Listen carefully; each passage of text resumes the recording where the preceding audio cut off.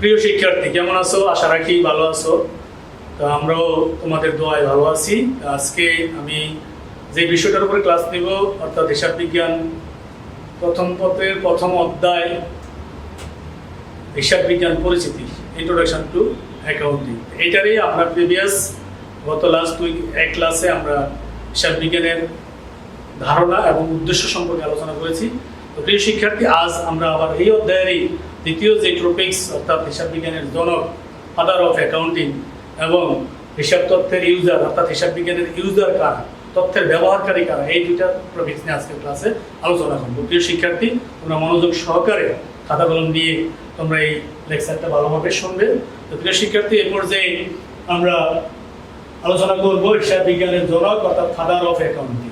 তাহলে এখন দেখো, যেহেতু আমরা হিসাব বিজ্ঞান জানি, হিসাব বিজ্ঞানের উৎপত্তি, হিসাব বিজ্ঞানের জনক সম্পর্কে যদি না জানি একটা জিনিস, তাহলে এটা মানে অপরিপূর্ণ থাকে। যেমন মনে করো, এই কলেজটা ডক্টর মাহরান মোল্লা কলেজ, ডক্টর মাহরান মোল্লা কলেজ নামে পরিচিত, বা সংক্ষেপে আমরা ডিএমআরসি বলি।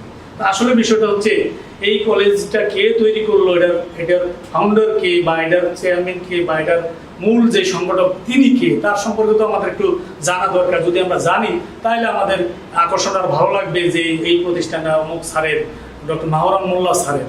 তা আসলে বিষয়টা হচ্ছে, এই জন্য আমরা যে হিসাব বিজ্ঞান করবো, ফাদার অফ অ্যাকাউন্টিং অর্থাৎ হিসাব বিজ্ঞানের জনককে, তোমাকে প্রশ্ন করতে পারে কেউ, তুমি হিসাব বিজ্ঞান পারো, হিসাব বিজ্ঞানের সংজ্ঞাটা একটু বলো তো, হিসাব বিজ্ঞানের উদ্দেশ্যটা কি বলো তো, দুইটা সংক্ষেপে তুমি তাৎক্ষণিকভাবে এই বেসিক নলেজটা হচ্ছে তাৎক্ষণিক তুমি কেউ জিজ্ঞাসা করলে সাপ্লাই দিতে হবে, কারণ তোমার কেউ জিজ্ঞাসাই করতে পারে। তাহলে যে হিসাব বিজ্ঞান পড়ো, কি প্রয়োজন, কি দরকার, কি উদ্দেশ্য, এটা জিজ্ঞাসা করলে তুমি যাতে অন্তত বেসিক কথাগুলো বলতে পারো, সংজ্ঞা জিজ্ঞাইলে বেসিক সংখ্যাটা বলতে পারো। আগের ক্লাসে যেটা আমরা আলোচনা করেছি, তো আজকের ক্লাসে আইসা তোমার প্রশ্নই করতে পারে কেউ যে হিসাব বিজ্ঞানের জনকের একটু ইতিহাস বলো, এটা সম্পর্কে আমরা এখন আলোচনা করবো। তাহলে হিসাব বিজ্ঞানের জনক অর্থাৎ ফাদার অফ অ্যাকাউন্টিং। তাহলে হিসাব বিজ্ঞানের জনকের নাম হচ্ছে Luka D Pacioli. Luka D, হিসাব বিজ্ঞানের জনকের নাম হচ্ছে লুকা ডি পেসিওলি। এটা হচ্ছে তার ছবি, অর্থাৎ ইনি আমরা লুকা ডি পেসিওলি হচ্ছে উনি, অর্থাৎ তিনি ইতালির নাগরিক ছিলেন। তিনি একজন গণিত শাস্ত্রবিদ ও ধর্মযাজক ছিলেন। তাকে আধুনিক হিসাব বিজ্ঞানের জনক বলা হয়, অর্থাৎ আধুনিক হিসাব বিজ্ঞানের জনক। আর হিসাব বিজ্ঞানের প্রথম গ্রন্থের নাম সুম্মা ডি এরিথমেটিকা জিওমেট্রিয়া প্রপোর্শনালিটি। অর্থাৎ পুরো বইটা যিনি হিসাবের এই যে গ্রন্থটা, যে গ্রন্থটা হিসাব বিজ্ঞানের যে বইটা আবিষ্কার তিনি করেছেন, যে বইটার মাধ্যমে হিসাব বিজ্ঞান আবিষ্কার হয়েছে, এই পুরোটা বই সুম্মা ডি এরিথমেটিকা জিওমেট্রিয়া প্রপোর্শনালিটি। তাহলে আমরা জানলাম হিসাব বিজ্ঞানের জনকের নাম ফাদার অফ অ্যাকাউন্টিং হচ্ছে লুকা ডি পেসিওলি। তার জন্মস্থান হচ্ছে ইটালি। তাহলে তিনি একজন গণিত শাস্ত্রবিদ এবং ধর্মযাজক ছিলেন, অর্থাৎ ধর্মের গুরু ছিলেন, খ্রিস্টান ধর্মের গুরু ছিলেন। তো তিনি আধুনিক হিসাব বিজ্ঞানের জনক। আর তিনি যে বইটার মাধ্যমে এই হিসাব বিজ্ঞানটা লিখছেন, ওই গ্রন্থটা, এই প্রথম হিসাব বিজ্ঞানের গ্রন্থটার নাম সুম্মা ডি এরিথমেটিকা জিওমেট্রিয়া প্রপোর্শনালিটি। অর্থাৎ আসলে আমরা এই বইয়ের নামটা নবম দশম শ্রেণীতে ছিল, তো তোমরা আসলে এটার মিনিংটা বোঝো না। সুম্মা ডি অর্থাৎ বইয়ের নামটা, আর এরিথমেটিকা, এটা তিনটা অংশ। এই যে এরিথমেটিকা মানে পাটিগণিত, আসলে এইটা একটা অংশ। এরিথমেটিকা মানে পাটিগণিত। তারপর আছে জিওমেট্রি মানে কি, জ্যামিতি। তারপরে হচ্ছে প্রপোর্শনালিটি, এটা একত্রে হিসাবের অনুপাত ও হিসাব সংক্রান্ত কিছু। অর্থাৎ আমাদের হিসাব বিজ্ঞানটা সে তৃতীয় খণ্ডে এই অংশে সেই হিসাব বিজ্ঞান দ্রুতপদ দাখিলা পদ্ধতি সম্পর্কে আলোচনা করছেন। এই দ্রুতপদ দাখিলা পদ্ধতি হিসাব বিজ্ঞানের মূল ভিত্তি। এই দ্রুতপদ দাখিলা পদ্ধতি থেকে আমাদের হিসাব বিজ্ঞানের সৃষ্টি। তাইলে সে প্রথম অংশে লিখছে এরিথমেটিকা মানে পাটিগণিত, যেহেতু তিনি একজন গণিত শাস্ত্রবিদ ছিলেন, তাহলে পাটিগণিত লিখেছে, জ্যামিতি লিখেছেন, তারপরে হিসাব সংক্রান্ত কিছু লিখেছেন, অর্থাৎ দ্রুতপদ দাখিলা পদ্ধতি সম্পর্কে এই অংশে, এই তৃতীয় খণ্ডে সে আলোচনা করেছে। তাহলে প্রথম খণ্ডে সে লিখেছে পাটিগণিত, দ্বিতীয় অংশে লিখেছে জ্যামিতি, আর তৃতীয় অংশে হিসাব অনুপাত সংক্রান্ত কিছু লিখেছে। তার মানে হিসাব বিজ্ঞানটা এই তৃতীয় অংশে সে লিখছে দ্রুতপদ দাখিলা পদ্ধতি সম্পর্কে। আর দ্রুতপদ দাখিলা পদ্ধতির আবিষ্কারক হচ্ছে তিনি। আর দ্রুতপদ দাখিলা পদ্ধতির সিস্টেমে হিসাব বিজ্ঞান, আধুনিক হিসাব বিজ্ঞান চলতেছে। তাহলে গ্রন্থটি 1494 সালে ইতালীয় ভাষায় প্রকাশিত হয়। 1494 সালে এই গ্রন্থটা ইতালীয় ভাষায় প্রথম প্রকাশিত হয়। তার এই গ্রন্থটি তিনটি অংশে বিভক্ত। আমি আগে বলেছি তিনটি, একটা, এই দুইটা, এই তিনটে অংশে। তারপরে তৃতীয় অংশে দুতরফা দাখিলা পদ্ধতি সম্পর্কে আলোচনা করেছেন, অর্থাৎ আমি বলছি এই তৃতীয় অংশে দুতরফা দাখিলা পদ্ধতি, অর্থাৎ দুতরফা দাখিলা পদ্ধতি হচ্ছে হিসাব বিজ্ঞানের মূল ভিত্তি, অর্থাৎ হিসাব বিজ্ঞান, তাহলে আমরা বলতে পারি হিসাব বিজ্ঞান সংক্রান্ত বিষয়টা এই তৃতীয় অংশে উনি লিখেছেন। তারপরে দুতরফা দাখিলা পদ্ধতি আধুনিক হিসাব বিজ্ঞানের মূল ভিত্তি, এটাও বলেছি যে হিসাব বিজ্ঞানের মূল ভিত্তিটা হচ্ছে হিসাব দুতরফা দাখিলা পদ্ধতি। প্রিয় শিক্ষার্থী, আমরা আজ এই ক্লাসটাতে আমরা মূল বুঝতে পারলাম যে আমরা একটু ফিরে যাই হিসাব বিজ্ঞানের জনক অর্থাৎ ফাদার অফ অ্যাকাউন্টিং। এই যে পয়েন্টগুলো আমি আলোচনা করলাম, আসলে এইগুলো মূল পয়েন্ট। একজন সম্পর্কে জানতে হলে আমাকে এই পয়েন্টগুলো জানলে মোটামুটি আমাদের বেসিকটা জানা হয়, আরো ডিটেলস জানার আছে। তারপরে এই বেসিকটা এই পর্যন্ত জানলে যে হিসাব বিজ্ঞানের জনকের নাম কি, তিনি কোন দেশের নাগরিক ছিলেন, তিনি পেশায় কি ছিলেন, তার বইটার নাম কি, বইটা কত সালে আবিষ্কার হয়েছে, ঠিক আছে। তারপরে দুতরফা দাখিলা পদ্ধতি, হিসাব বিজ্ঞানের মূল ভিত্তি কি, দুতরফা দাখিলা পদ্ধতি। তাহলে এই বিষয়গুলো আমাদের এমসিকিউর জন্য জানার দরকার, বেসিকের জন্য জানার দরকার। কেউ জিজ্ঞাসা করলো আমাদের জানার দরকার, আমার ইন্টারভিউ ভাইভাতে জিজ্ঞাসা করলো জানার প্রয়োজন। সুতরাং এই টপিক্সটা আমি চুম্বক অংশটা, এই টপিক্সের চুম্বক অংশটা আমরা আলোচনা করলাম। এই অংশটা তোমরা এই অন্তত এই বেসিকগুলা তোমার জানতে হবে। তাহলে প্রিয় শিক্ষার্থী, এই পর্যায়ে আমরা হিসাব তত্ত্বের ব্যবহারকারী, ইউজার অফ অ্যাকাউন্টিং, অর্থাৎ এই হিসাব বিজ্ঞান যে তথ্যটাই তৈরি করে, এই তথ্যটা কারা এই ব্যবহার করে, এই তথ্যটা ব্যবহার করে কারা, হিসাব বিজ্ঞানের যে তথ্যটা তৈরি হচ্ছে প্রতিনিয়ত, হিসাব বিজ্ঞান তো একটা প্রক্রিয়া, একটা সিস্টেম। এই সিস্টেমটা কারা ব্যবহার করে, এই সিস্টেমে যে তথ্যগুলো তৈরি হয়, ইনফরমেশনগুলো তৈরি হয়, এই তথ্যগুলো কারা ব্যবহার করে, ঠিক আছে। তাইলে হিসাব তত্ত্বের ব্যবহারকারী, ইউজার অফ অ্যাকাউন্টিং। তাহলে হিসাব তত্ত্বের ব্যবহারকারীকে প্রধানত দুটি ভাগে ভাগ করা যায়, একটা অভ্যন্তরীণ ব্যবহারকারী আর একটা হচ্ছে বাহ্যিক ব্যবহারকারী। অভ্যন্তরীণ ব্যবহারকারী আর হচ্ছে বাহ্যিক ব্যবহারকারী। তাহলে আমরা বুঝলাম যে আসলে ব্যবহারকারী বলতে কি বোঝাচ্ছে, হিসাব তত্ত্বের ব্যবহারকারী। তাহলে এই হিসাব তথ্যের ব্যবহারকারী বলতে আমরা বুঝি যে হিসাব বিজ্ঞানের তথ্য, ইনফরমেশন গুলো যে রেডি হচ্ছে, সেটা ধারাবাহিক প্রক্রিয়া। এই তথ্যগুলা হিসাব বিজ্ঞানের যত তথ্য সাপ্লাই হচ্ছে, এই তথ্যগুলো, যেমন হিসাব বিজ্ঞানের যে তথ্যগুলো তৈরি করে, ব্যবসার লাভ কত, ক্ষতি কত, মোট লাভ কত, মোট ক্ষতি কত, সম্পদ কত, দায় কত, তারপরে ব্যবসার সম্পদ কত, এরপরে মালিকানা সত্ত্ব কত, ব্যবসার ক্রয় কত, বিক্রয় কত, বেতন কত, ভাড়া কত, ব্যবসার এভরিথিং যত হিসাব আছে, প্রত্যেকটা জিনিসের সামারি তৈরি করে, যে এই খাতে এত, এই খাতগুলো তৈরি করে একটা ফলাফল তৈরি করে বছর শেষে। এই ফলাফলগুলা, এই তথ্যগুলা, এই যে তথ্যগুলো, ইনফরমেশনগুলা এই কারা ব্যবহার করে, এইটা হচ্ছে হিসাব বিজ্ঞানের তথ্যের ব্যবহারকারী। আর তথ্যের ব্যবহারকারীকে দুইটা ভাগে ভাগ করা হচ্ছে, একটা হচ্ছে অভ্যন্তরীণ ব্যবহারকারী আর হচ্ছে বাহ্যিক ব্যবহারকারী। অভ্যন্তরীণ ব্যবহারকারী আর বাহ্যিক ব্যবহারকারী, ইন্টারনাল ইউজার আর হচ্ছে এক্সটার্নাল ইউজার। ইন্টারনাল ইউজার আর এক্সটার্নাল ইউজার। তাহলে অভ্যন্তরীণ ব্যবহারকারী কারা? তাহলে অভ্যন্তরীণ ব্যবহারকারী কাকে বলা হয়? অভ্যন্তরীণ ব্যবহারকারী হচ্ছে ব্যবসার অভ্যন্তরে, একটা প্রতিষ্ঠান যে ব্যবসা প্রতিষ্ঠান, এই প্রতিষ্ঠানের অভ্যন্তরে ব্যক্তিবর্গ যারা আছে, তারা যে হিসাব তত্ত্বের ব্যবহার করে, তারা হচ্ছে অভ্যন্তরীণ ব্যবহারকারী। আর ব্যবসা ব্যতীত প্রতিষ্ঠানের বহির্ভূত যত ব্যক্তি, প্রতিষ্ঠান সারা ওয়ার্ল্ড যেখানে আছে, ওরা হচ্ছে বাহ্যিক ব্যবহারকারী। তাহলে মূল কথা যে একটা প্রতিষ্ঠানের, যেমন এই ডিএমআরসি বা ঢাকা মোল্লা কলেজ, এইটার ভিতরে যারা আমরা অভ্যন্তরীণ আছি, তারা যে এই ডিএমআরসি সম্পর্কে, ডিএমআরসি তথ্যগুলো আমরা জানি, তারা অভ্যন্তরীণ ব্যবহারকারী। আর এই প্রতিষ্ঠান ছাড়া বাইরের ব্যক্তিবর্গ, যত প্রতিষ্ঠান ব্যক্তি আছে, সমাজের যত লোকজন আছে, যারা জানতে চায় বা চায় এই তথ্যগুলো জানে, তারা হচ্ছে বাহ্যিক ব্যবহারকারী। তাহলে হিসাব বিজ্ঞানের অভ্যন্তরীণ ব্যবহার কাছে, তাহলে আমরা অভ্যন্তরীণ ব্যবহারকারী কারা, ইন্টারনাল ইউজার। তাহলে আমরা আলোচনা করতেছি প্রথমে সকল ধরনের ব্যবস্থাপক বিভিন্ন ধরনের থাকে।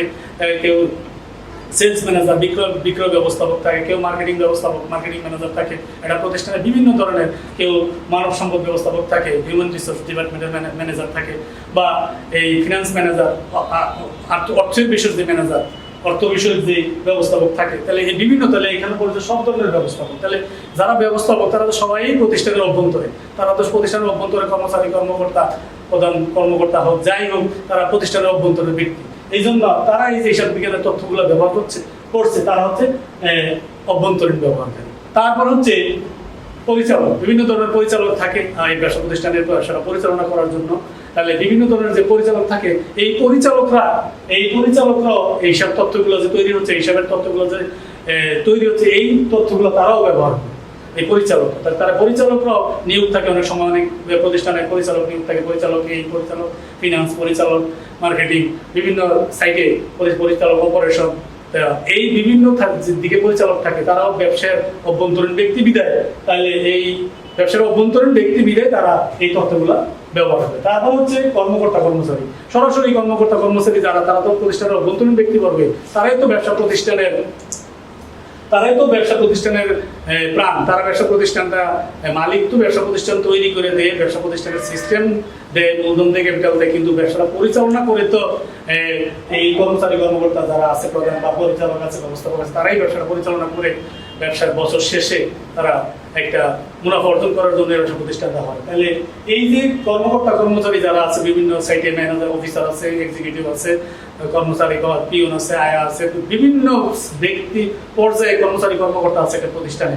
এই বিভিন্ন ব্যক্তি পর্যায়ে যারা আছে, তারা যেহেতু এই হিসাব বিজ্ঞানটা যেহেতু ব্যবসা প্রতিষ্ঠানের মাধ্যমে এই তথ্যগুলো সব উৎপাদন করতেছে, সুতরাং এই তথ্যগুলা এই কর্মচারী কর্মকর্তারাও ব্যবহার করছে। তারপরে শিক্ষার্থী, তারপরে বিষয়টা হচ্ছে অভ্যন্তরীণ নিরীক্ষক, ইন্টারনাল অডিটর। অভ্যন্তরীণ নিরীক্ষক বা ইন্টারনাল অডিটর, তো ইন্টারনাল অডিটর বা অভ্যন্তরীণ নিরীক্ষক যারা একটা ব্যবসা প্রতিষ্ঠানের যারা হিসাব বিভাগে চাকরি করে হিসাব রাখে, তো তারা যে কাজগুলো করলো, ধারাবাহিকভাবে হিসাব বিজ্ঞানের কাজগুলো করলো, এটা সঠিক আছে কিনা এটা দেখা, পরীক্ষা নিরীক্ষা করার জন্য অভ্যন্তরীণ নিরীক্ষক নিয়োগ দেওয়া হয় একটা প্রতিষ্ঠানে। অডিটর, ইংরেজিতে অডিটর, বাংলা নিরীক্ষক। উনি তাদেরকে সুপারভাইজ করে বা দেখে তাদের যে কার্যক্রমে ভুল ত্রুটি আছে কিনা কোনো জায়গায়, এই যে তাকে নিয়োগ দেওয়া হয়, তিনি হচ্ছেন অভ্যন্তরীণ অডিটর। তাহলে তিনিও তো এই হিসাব বিজ্ঞানের এই তথ্যগুলো উনিও তো জানলেন, উনি তো সুপারভাইজ করলেন, তাহলে উনি তো সরাসরি জানলেন। এই জন্য উনি একজন অভ্যন্তরীণ নিরীক্ষক, হিসাব তথ্যের আভ্যন্তরীণ ব্যবহার করে। তারপর হচ্ছে প্রধান নির্বাহী কর্মকর্তা, সিইও, চিফ এক্সিকিউটিভ অফিসার। উনিও ব্যবসায় প্রধান অফিসার, যেহেতু উনি তো সবই দেখবে, সব ওভারঅল সব মনিটরিং করবে, তাহলে উনিও অভ্যন্তরীণ ব্যবহারকারী। তারপর যারা মানে ক্যাশিয়ার, যারা টাকা পয়সা যার কাছে থাকে, উনিও তো সব ব্যবসা এই প্রতিষ্ঠানের সবকিছু তথ্য, হিসাব সম্বন্ধ তথ্য জানেন বা রাখে বা দরকার হয় তার জানা, এই জন্য তিনি হচ্ছে অভ্যন্তরীণ ব্যবহারকারী। প্রিয় শিক্ষার্থী, পর্যায়ে অভ্যন্তরীণ ব্যবহারকারী গেল। তারপর হচ্ছে বাহ্যিক ব্যবহারকারী বা এক্সটার্নাল ইউজার। তাহলে বাহ্যিক ব্যবহারকারী বা এক্সটার্নাল ইউজার, প্রথম হচ্ছে শেয়ার মালিক বা মালিক, শেয়ার হোল্ডার, অর্থাৎ কোম্পানি হলে, যদি এটা প্রতিষ্ঠান কোম্পানি হয় তাহলে শেয়ার হোল্ডার বা শেয়ার মালিক। তারপরে যদি আমরা এক মালিকানা প্রতিষ্ঠান হয় তাহলে শুধুই মালিক, একজন মালিক থাকে। পার্টনারশিপ বিজনেস বা পার্টনারশিপ ফার্ম হলে একের অধিক মালিক থাকে, সর্বোচ্চ 20 জন। তাহলে এই যে শেয়ার মালিকরা থাকে, আসলে তারা অনেকেই মনে করে যে তারা তো ব্যবসা প্রতিষ্ঠানটা তারাই দিয়েছে, তারা অভ্যন্তরীণ ব্যবহারকারী। আসলে তা না, তারা এক্সটার্নাল ইউজার, অর্থাৎ বাহ্যিক ব্যবহারকারী। তারা ব্যবসা প্রতিষ্ঠান দিয়েছে, ব্যবসা প্রতিষ্ঠান তার নিজস্ব গতিতে চলে। তাহলে শুধু মালিক তথ্যগুলা ব্যবসা প্রতিষ্ঠানে যারা কর্মকর্তা কর্মচারী, এই যে উপরের অংশ যারা আছে, তারা এটা তৈরি করে রেডি করে, হিসাব বিভাগে যারা আছে মালিক পক্ষ বা শেয়ার হোল্ডাররা পরে এই তথ্যগুলা পরে জানে বাইরের ব্যক্তিবর্গ হিসাবে তারা পরিগণিত আসলে শেয়ার মালিক বা মালিক। এই জন্য তারা বাহ্যিক ব্যবহারকারী, যদিও মালিক।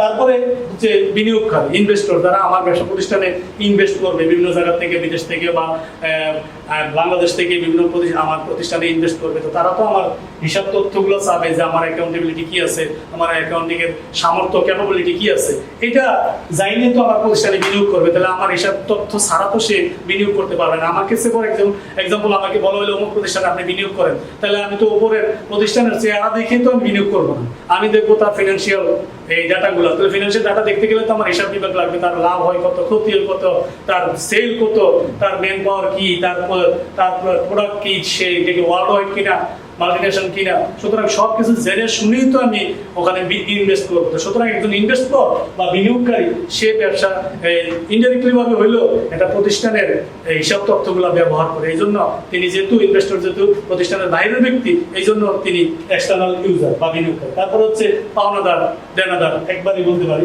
তাহলে পাওনাদার দেনাদার যারা আছে, আমি যার কাছ থেকে মাল বাকিতে কিনলাম সেই পাওনাদার, আমি যার কাছে বাকিতে মাল বিক্রি করলাম তিনি হচ্ছে দেনাদার। তাহলে দেনাদার বা পাওনাদার, ওরা অবশ্যই দেনাদার পাওনাদার, তারা তো বাইরের ব্যক্তি প্রতিষ্ঠানে, তাহলে তারাও তো আমার তথ্যগুলো জানবে। আমি বাকিতে মাল কিনতে গেলে সে আমার তথ্যগুলো জানবে যে আচ্ছা দিয়ে আমি যে বাকিতে তার কাছে মাল বিক্রি করবো, তা আমরা যে মাল ক্রয় করবো, তারা যে বিক্রি করবো বাইরের ব্যক্তি, তারা জানবে তার দেওয়ার অর্থ পরিশোধ করার সক্ষমতা আছে কিনা, তার ব্যবসার আর্থিক অবস্থাটা কি, ফিনান্সিয়াল পজিশন কি, তার ব্যবসার লাভ হয় কত, লস হয় কত, পুরো যে ডাটা, আর্থিক যে ডাটা বা হিসাব বিজ্ঞানের যে ডাটা, সবগুলো তারা ইউজ করবে, স্টাডি করবে, করার পরে আমার সাথে সম্পর্ক করবে। তারপর হচ্ছে সরকার। সরকারও একটা ব্যবসা, একটা দেশের অভ্যন্তরীণ ব্যবসা, একটা দেশের অভ্যন্তরে ব্যবসা প্রতিষ্ঠান, তাহলে অভ্যন্তর ব্যবসা প্রতিষ্ঠান যেহেতু আমার প্রতিষ্ঠানের ফিনান্সিয়াল ডাটা কি, আমার প্রতিষ্ঠানের লাভ লস কত, আমার অ্যাসেট লায়াবিলিটি কত, এইটা তো অবশ্যই বার্ষিক অ্যানুয়াল জেনারেল মিটিং যেটা আছে এটার মধ্যে একদম ফুল ডিসক্লোজ করা হয়, অর্থাৎ দেখানো হয় পত্রিকার মধ্যে সার্কুলার দিয়ে যে আমার প্রতিষ্ঠানের ফিনান্সিয়াল পজিশন এই। তাহলে জনগণও দেখতে পারলো, সরকার তো আর আগে দেখবে, সরকার দেখবে এই কারণে সরকার আমার কাছ থেকে, আমার প্রতিষ্ঠান থেকে ট্যাক্স নিচ্ছে, কর নিচ্ছে। তাহলে কর নিচ্ছে, কর নেওয়ার আগে তো আমার হিসাব ডাটাগুলো চাবে যে আমার ডাটা সঠিক কিনা, আমার লাভ সঠিক কিনা, লাভের উপরে আমি কর দিলাম, লাভ সঠিক কিনা, লাভ সঠিক কিনা চাইতে গেলে তো আমার অ্যাকাউন্টিং ইনফরমেশন লাগবে। এই কারণে সরকার, তারপরে ঋণদানকারী প্রতিষ্ঠান, ঋণদানকারী প্রতিষ্ঠান হচ্ছে যারা আমরা ঋণ দেয় আমাদের প্রতিষ্ঠানকে, এটা ব্যাংক হইতে পারে, বিভিন্ন লিজিং কোম্পানি হইতে পারে, ফিনান্সিয়াল লিজিং কোম্পানি, যেগুলোর কাছ থেকে আমরা ঋণ আনি। একটা ব্যবসা প্রতিষ্ঠান তো নিজের মূলধন দিয়ে ব্যবসা করে না, বিভিন্ন প্রতিষ্ঠান থেকে, ঋণদান প্রতিষ্ঠান থেকে ঋণ আনে। তো আমি একটা প্রতিষ্ঠান আছে, ফর এক্সাম্পল আমি সোনালী ব্যাংক থেকে ঋণ আনার জন্য 100 কোটি টাকা আবেদন করলাম, তো তারা আমার প্রতিষ্ঠানের বিল্ডিং, আমার প্রতিষ্ঠানের চেহারা দেখে তো আর ঋণ দিবে না। আমার প্রতিষ্ঠানের ভিতরে কার্যক্রম, ফিনান্সিয়াল কার্যক্রম, আমার হিসাব বিজ্ঞানের যে ডাটা, হিসাব সংক্রান্ত যে ডাটা উৎপাদন হয়, যে আমার লাভ লস, তারপরে আমার সম্পদ দায় দেওয়ার ক্ষমতা আছে কিনা, সক্ষমতা, আর্থিক সক্ষমতা, এইটা যাচাই করে ঋণদানকারী প্রতিষ্ঠান ঋণ দিবে। তাইলে যাচাই যেহেতু করবে, তাহলে তারা আমার যে হিসাব সংক্রান্ত বিষয়টা তারা ইউজ করছে, ইউজ করার পরে যদি পছন্দ হয় তাহলে আমাকে ঋণ দিবে, নাহলে আদারওয়াইজ ঋণ দিবে না। তাহলে সুতরাং এই ঋণদানকারী প্রতিষ্ঠানটাও হচ্ছে এক্সটার্নাল ইউজারের মধ্যে পড়ে, অর্থাৎ বাহ্যিক ব্যবহারকারীর মধ্যে পড়ে। তারপর হচ্ছে কর কর্তৃপক্ষ, ঠিক আছে, ফাইনাল যে কর কর্তৃপক্ষ ট্যাক্স অথরিটি, অর্থাৎ এটা সরকারের আন্ডারে তো ট্যাক্স হতে, কারণ সরাসরি আমরা সরকারকে ট্যাক্স দিই, সরকার একটা কর কর্তৃপক্ষ আছে, তার মাধ্যমে আমাদের কাছ থেকে ট্যাক্সটা সরকারের কোষাগারে জমা হয়। তাহলে জমা হইতে গেলে আমি যে সঠিক লাভের উপর আগে লাভ করবো, লাভের উপরে ট্যাক্স দিব, তো সুতরাং লাভটা সঠিক হইল কিনা, তাহলে হিসাব বিজ্ঞানের মাধ্যমে যদি সঠিক হিসাব না রাখি তাহলে লাভ সঠিক হবে না, আর যদি সঠিক হিসাব রাখি তাহলে লাভটা সঠিক হবে। তাহলে সুতরাং এই লাভের উপর তো আমরা কর দিব, তাহলে কর কর্তৃপক্ষ আমাদের এই হিসাব সংক্রান্ত ডাটাটা তারা ইউজ করে, তাহলে সুতরাং কর কর্তৃপক্ষ আমাদের এক্সটার্নাল ইউজার। সুতরাং আজকের মতো এখানে ক্লাস শেষ। প্রিয় শিক্ষার্থী, তোমরা ভালো থেকো, পরে থেকো, সুস্থ থেকো, সামাজিক দূরত্ব মেনে চলো এবং ভালোভাবে মনোযোগ সহকারে পড়াশোনা করো। আল্লাহ হাফেজ।